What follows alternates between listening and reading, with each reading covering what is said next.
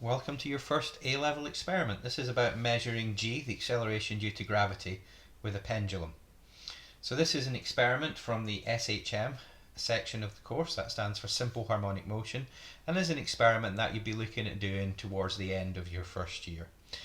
The analysis is a little bit of a step up from what you've done at GCSE, so we've got a spreadsheet to help you actually perform the analysis. So what we're going to do is we're going to start with the definition, and we're going to define something which I'm going to call the period, and it's given the symbol t, and that's the time for one oscillation. So if the pendulum is starting here, it's all the way over to the other side and all the way back again like that. Now what you're going to do is you're also going to measure the length of the pendulum, which we're going to call L. And you're going to change the length of the pendulum, and you're going to measure the period, the time for one oscillation in response. And you're going to do that 7 times for 7 different lengths of your pendulum, starting quite short and getting to a longer one. Now the period is going to be very, very short, so it might be less than a second, and that's really difficult to measure accurately when you take account of human reaction time. So what we do is, rather than measuring the time for one oscillation, we measure the time for 10 oscillations, which we call 10t. And then you're going to do that 3 times, and then to work out what t is, you're going to add up your 3 lots of 10t, and then that's going to give you 30t, so you divide by 30 to get the period t. So 7 sets of data, and then you're going to have 3 repeats of 10 oscillations. Then we have to look at what we're going to do with this data. So the equation that we get is t, the period, is equal to 2 pi times the square root of L divided by g, where L is the length of the pendulum and g is the acceleration due to gravity.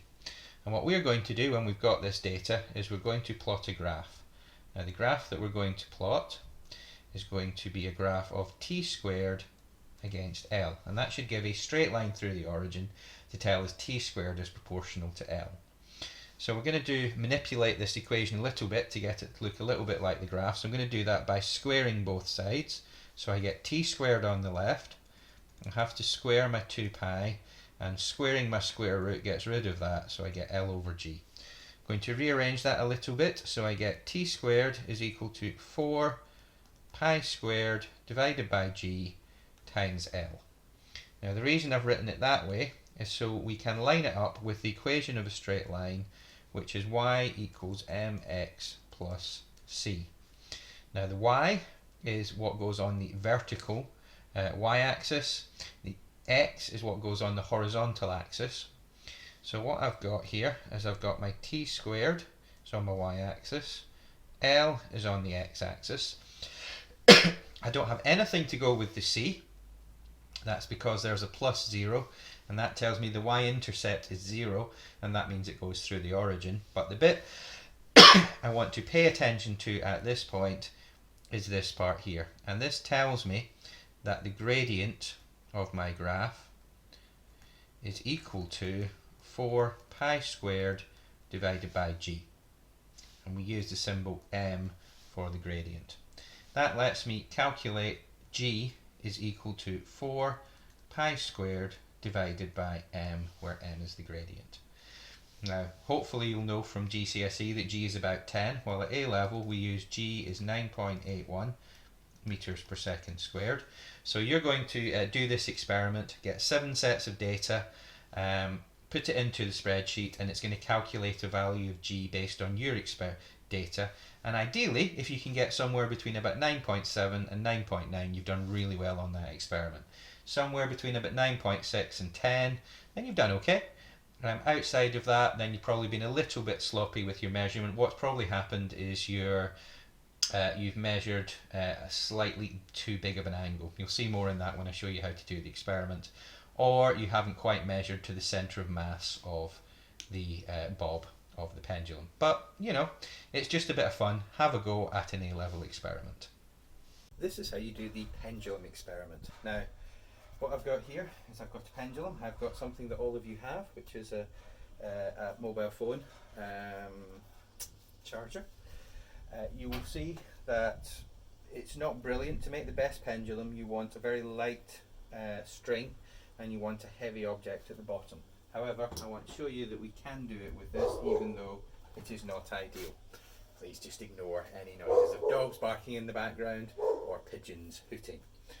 The other way you can do it is I've got a mug on a string. That would be an excellent way of doing it. You could use strawberry lace and a donut. That would also work really, really well.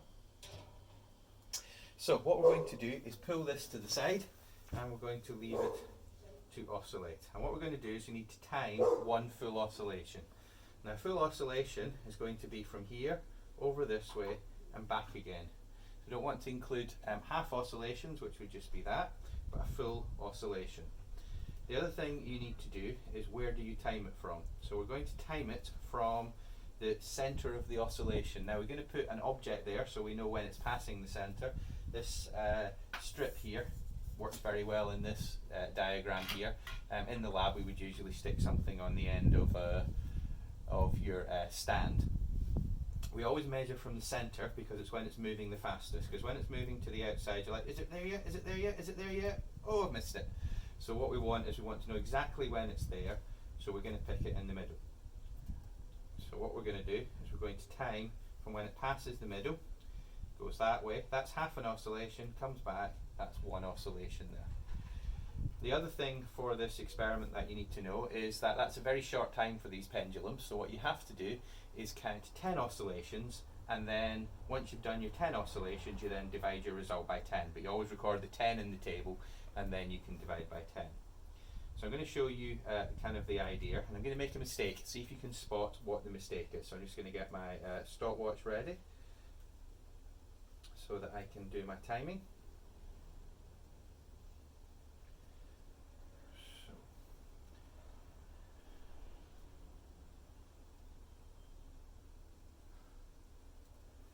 So I'm going to go, and I'm going to go ready. 1, 2, 3, 4, 5, 6, 7, 8, 9, 10.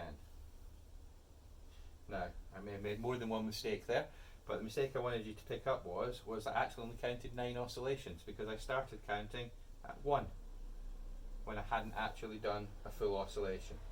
So in order to avoid that, it's a very common mistake, lots of people do it, and you'll say you won't, and then you will. So what we do is the computer programmers will like this, because we're going to start counting at 0. And that helps us, so you say 0 when you press the button. The other thing that's not great is that I'm standing to the side, so I'm not really seeing where it crosses the middle. That would be called parallax error. However, if I stand in front of it, I'm going to be in front of the camera and you won't be able to see what's going on. So let's have a go at this and do it properly. So we're going to go, going to set it going, then I'm going to go 0, 1, 2, 3, 4, 5, 6, 7, 8, 9, 10.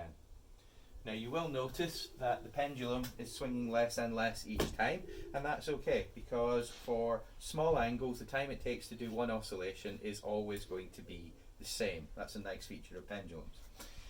Hopefully yours will have a bit less friction than my one here, but you'll see how that goes.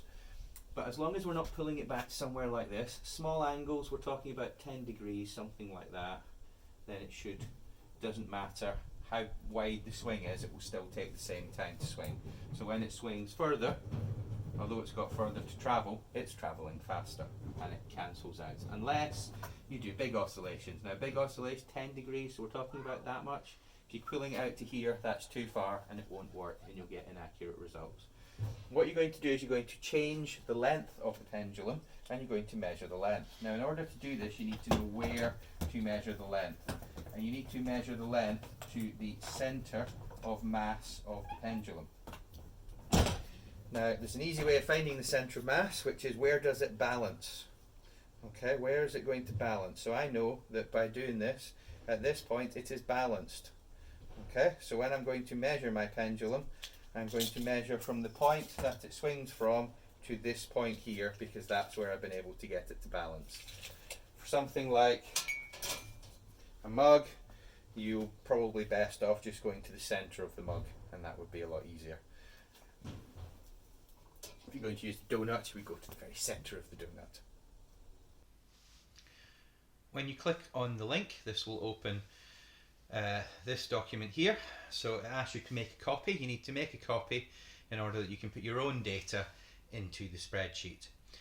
We're using Google Sheets because you might not all have access to Microsoft Excel, and also because the web version, which I know a lot of you are using, or certainly a lot of my existing students use, it doesn't have all the required features in it. You need the desktop version. So Google Sheets is free. You will need to sign up for a Google account.